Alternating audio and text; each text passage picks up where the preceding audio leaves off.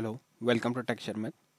आज के सेशन में हम एक और कंस्ट्रेंट देखेंगे, जिसके लिए मैंने यहाँ पे एक एसक्यूएल आरपीजीएल का प्रोग्राम क्रिएट किया हुआ है। उस प्रोग्राम को हम वॉक थ्रू करेंगे और फिर उसमें जो कंस्ट्रेंट है उसका पर्पस देखेंगे कि किस नीड के लिए हम उसको यूज़ करते हैं। ठीक है, तो मैंने उसको एडिट मोड में ओपन किया प्रोग्राम को। सबसे पहले तो वही हम हमारा जो कॉन्स्टेंट डिक्लेयर करते हैं हर प्रोग्राम में, वो कॉन्स्टेंट डिक्लेयर किया है एसक्यूएल स्टेट अंडरस्कोर वैलिड, जिसको हम वैलिडेट करने के लिए चेक में यूज़ में लेंगे कि हमारी जो क्वेरी है वो सक्सेसफुली एग्जीक्यूट हुई या नहीं। उसके बाद में हमने कमिटमेंट कंट्रोल को सेट किया है नन पे, तो जो भी चेंजेस हम टेबल के लिए कर रहे हैं वो इम्प्लीमेंट हो जाएगा। अगर हमने नन किया हुआ है तो वो परमानेंटली सेव हो जाएगा। ठीक है, अब हम क्या कर रहे हैं, यहाँ पे एक जो नया कंस्ट्रेंट हम यूज़ कर रहे हैं उसका नेम है चेक। चेक कंस्ट्रेंट का यूज़ करेंगे। चेक कंस्ट्रेंट क्या होता है, सपोज आपके पास ऐसी रिक्वायरमेंट है कि आपको किसी एक टेबल के ऊपर कुछ एक स्पेसिफिक कॉलम के लिए कोई कंडीशन स्पेसिफाई करनी कि ये कंडीशन फुलफिल हो तो ही इसमें डेटा इंसर्ट हो, अदरवाइज इंसर्ट नहीं हो। तो उस केस में हम क्या करते हैं, इसका यूज़ करते हैं। कैसे यूज़ करेंगे, क्रिएट और रिप्लेस टेबल। ये कमांड क्या करेगा, अगर टेबल पहले से एग्जिस्ट करती है तो उसको रिप्लेस कर देगा, अदरवाइज उसको क्रिएट करेगा। टेबल के बाद में टेबल कीवर्ड है, उसके बाद में आप टेबल का नेम दोगे। EMPPF मैंने दिया है। पहला कॉलम मैंने रखा है एम्प्लॉय आईडी जो इंटीजर टाइप का है। दूसरा मैंने रखा है एम्प्लॉय नेम जो वेरकेर वेरिएबल कैरेक्टर टाइप का है 50। और एक मैंने रखा है एज इंटीजर। ठीक है, अब जब कंस्ट्रेंट लगाना है तो क्या करेंगे, कॉमा लगाएंगे और उसके बाद में हम लिखेंगे कंस्ट्रेंट CHK _ एज। ठीक है, यहाँ पे चेक डाला है एज के लिए, age should be greater than और इक्वल टू 18। ठीक है, तो ये क्या करेगा, ये चेक करेगा कि अगर एज ग्रेटर देन और इक्वल टू 18 है तो ही इसमें एंट्री लेगा, अदरवाइज नहीं लेगा। ठीक है, और यहाँ पे फिर हम क्वेरी एग्जीक्यूट हो जाएगी तो हम चेक करेंगे कि अगर एसक्यूएल स्टेट हमारा जो है वो वैलिड है तो डिस्प्ले कर देंगे टेबल क्रिएटेड सक्सेसफुली। और अगर 01567 है तो भी वो वैलिड होता है, क्योंकि उस टाइम पे क्या हमारा टेबल तो क्रिएट होता है बट जर्नलिंग नहीं होती। तो यहाँ पे मैसेज मिल जाएगा table created but not journal.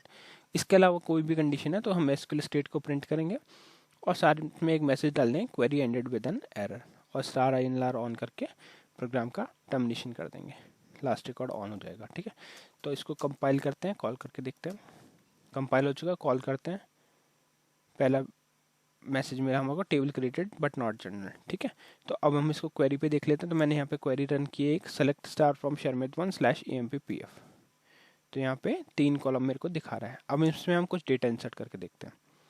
तो उसके लिए मैं क्या करूँगा, एक इंसर्ट क्वेरी मैंने पहले यूज़ की थी उसको रीयूज़ करेंगे, बस कॉलम नेम उसमें हम हमारे चेंज कर देंगे।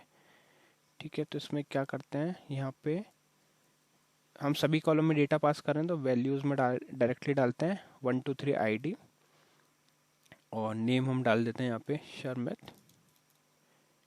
ठीक है, और फिर एज डाल देते हैं यहाँ पे। अभी के लिए अभी हमने उसमें कंडीशन क्या दी है, ग्रेटर देन और इक्वल टू 18 होना चाहिए, है ना। तो यहाँ पे हम डालते हैं 20 डालते हैं और एंटर करते हैं। तो यहाँ पे आया 1 रो इंसर्टेड। अगर आप इसको सेलेक्ट स्टार क्वेरी से देखोगे तो आपको डेटा मिल जाएगा। अब हम क्या करेंगे, हम हमारे चेक की कंडीशन है उसको फुलफिल नहीं करते हैं। यहाँ पे हम डाल देते हैं 10, जो 18 से ग्रेटर देन और इक्वल नहीं है।